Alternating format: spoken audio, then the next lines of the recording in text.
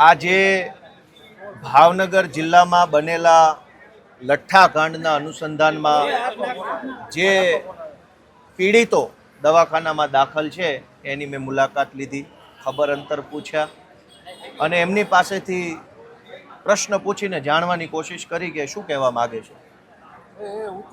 ગુજરાતમાં અને એમાંય ભાવનગરમાં લઠ્ઠાકાંડ થયો એ દુઃખની બાબત છે, પણ એના કરતાંય વધુ દુઃખ એ વાતનું છે કે આજથી 3 વર્ષ પહેલાં આ જ જગ્યાએ અહીંયા જ્યાં બેઠો છું એ જ જગ્યાએ બેસીને બોટાદ બરવાળાના લઠ્ઠાકાંડ બાબતે અમે ગળું ફાડી ફાડીને બોલ્યા હતા કે આ સરકાર આપણા નિર્દોષ યુવાનોનો ભોગ લે છે. આજે 3 વર્ષ પછી ફરીથી આ જ જગ્યા, આ જ સરકારી ભાવનગરની હોસ્પિટલ, એનું આ જ બિલ્ડિંગ ને એ જ 3જા માળે એ જ વોર્ડના એ જ ખાટલા પર લઠ્ઠાકાંડના દર્દીઓ સૂતા છે.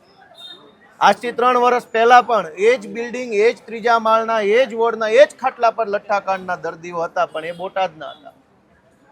દર વર્ષે અલગ અલગ જિલ્લામાં લઠ્ઠાકાંડ થાય છે. હજારો બહેનો નાની ઉંમરે વિધવા બને છે. આ ભાજપની સરકાર હિન્દુઓના નામે મત માગે છે. મારે ગુજરાત સરકારના રોયલ સ્ટેગ મંત્રીને પૂછવું છે કે આ રક્ષાબંધન આવે છે, જે બહેનોના ભાઈ આ રોયલ સ્ટેગ પીવાથી છીનવાઈ ગયા, એનો ભાઈ આ ગુજરાત સરકારના રીલ બનાવતા રોયલ સ્ટેગ મંત્રી પાછો અપાઈ શકશે? હિન્દુ મુસલમાન, હિન્દુ મુસલમાન, હિન્દુ મુસલમાન, આ હિન્દુઓના દીકરાઓને રોયલ સ્ટેગ પીવડાવીને મારી નાખ્યા. ગાંધીનગરમાં બેઠેલા ગૃહ વિભાગના રોયલ સ્ટેગ મંત્રીને પૂછવું છે કે આ રક્ષાબંધન આવે છે, બેન ક્યાં રાખડી બાંધવા જશે? કયા ઘરે જવાનું? કયા હાથે રાખડી બાંધવાની?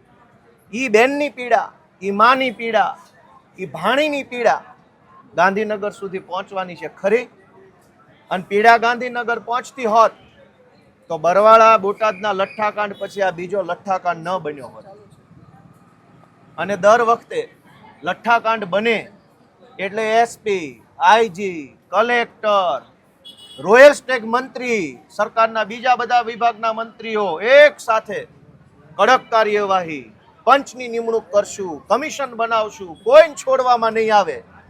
મારી ભાવનગરના એસપી ને આઈજીને સીધો પ્રશ્ન છે કે બોટાદના લઠ્ઠાકાંડના આરોપીને કઈ ફાંસીએ ચડાવ્યા? લાવો હિસાબ.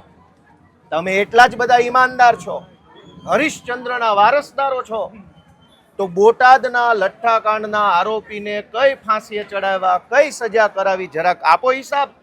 ઘટના પછી ઘટના, ઘટના પછી ઘટના, નિર્દોષ યુવાનોનો ભોગ લેવાઈ જાય અને સરકાર માત્ર વાર્તા કર્યા કરે. આ કેટલું દુઃખદ છે. જે લોકોએ આ ઝેરી દારૂ બનાવવાનું કામ કર્યું, એમાંય દુઃખનો વિષય જુઓ કે ગુજરાતમાં દારૂ બંધી છે, પણ અહીંયા ઇંગ્લિશ દારૂનું મેન્યુફેક્ચરિંગ ચાલુ થયું છે. બધા જ જિલ્લાઓમાં ફેક્ટરીઓ છે, નકલી દારૂ બનાવવામાં આવે છે. બોટાદમાં જ્યારે લઠ્ઠાકાંડ બન્યો ત્યારે પણ અમદાવાદની ફેક્ટરીમાંથી ઇથેનોલ આવેલું, અને ભાવનગરમાં દારૂ બન્યો તો પણ અમદાવાદથી ઇથેનોલ આવે છે. સરકારનો તો એવો દાવો છે કે આ કડક હાથે કામ લેવા વાળી સરકાર છે કે અગાઉના લઠ્ઠાકાંડ વખતે રોયલ સ્ટેગ મંત્રીએ એવું કીધેલું કે હવે પછી ગુજરાતમાં કોઈ ઘટના ન બને એવો નમૂનારૂપ દાખલો બેસાડવામાં આવશે. ભાઈ, તમારી વાત તો બુટલેગરે માનતા નથી, હાલી હું નીકળ્યા છો.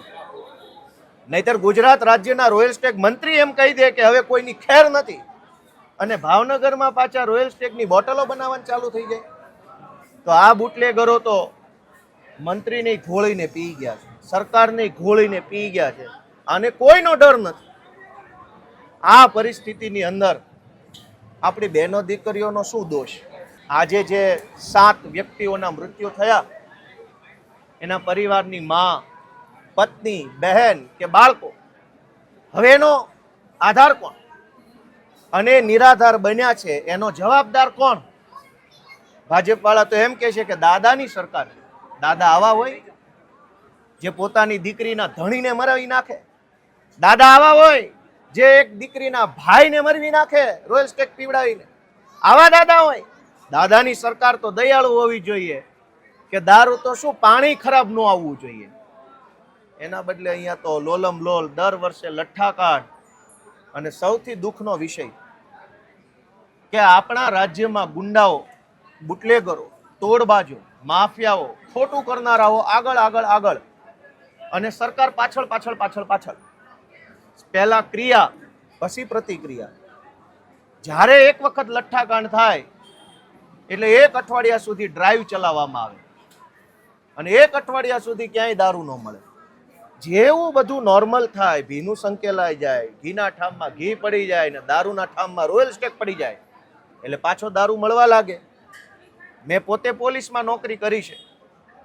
ગુજરાતના રોયલ સ્ટેક મંત્રીને એટલું કહેવાનું છે કે તમે ઈમાનદારીથી પગલાં લેવા માંગતા હોય તો 100 વહીવટદારોનું લિસ્ટ ગોપાલ ઇટાલી આપશે. કરો તપાસી, વહીવટદારો ક્યાંથી પૈસા કમાય મને ખબર છે.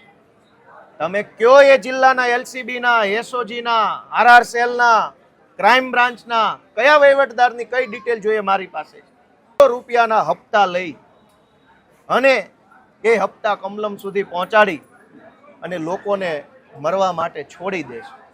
આ કેટલો દુઃખનો વિષય છે. દારૂબંધીની આ હાલત દુનિયા જોઈ રહી છે.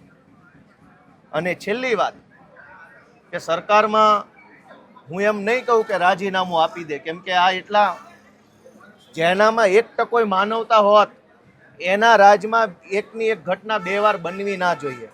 એટલે આનામાં માનવતા નથી. અને જેનામાં માનવતા ન હોય એની પાસે કઈ માંગણી ન હોય. માંગણી તો જેનામાં માણસ હોય, જેના હૃદય રામ હોય, જેનો આત્મા જાગતો હોય એની પાસે માંગણી હોય. મારી માંગણી ગુજરાતની જનતા પાસે છે કે એ લોકો રાજીનામું નહીં આપે. તમે આને ભગાડવા માંગો છો કે કેમ? દર વખતે 10, 20, 30, 40 વ્યક્તિઓના મૃત્યુ થાય અને આપણે રાજીનામા માંગતા રહીએ અને રાજીનામું આપે નહીં પણ નવા મૃત્યુ થઈ જાય, વળી નવા મૃત્યુ. આ વખતે હું ગુજરાતની જનતાને વિનંતી કરું છું કે એ લોકો તો નિંભર છે, એ લોકો બિન સંવેદનશીલ છે, એ લોકોનો આત્મા મરી ગયો છે ગાંધીનગરમાં બેઠેલા સરકારના માણસોનો. આપણો જો આત્મા જાગતો હોય ને તો આપણે હવે જાગવું પડશે અને આ લોકોને ભગાડવા પડશે.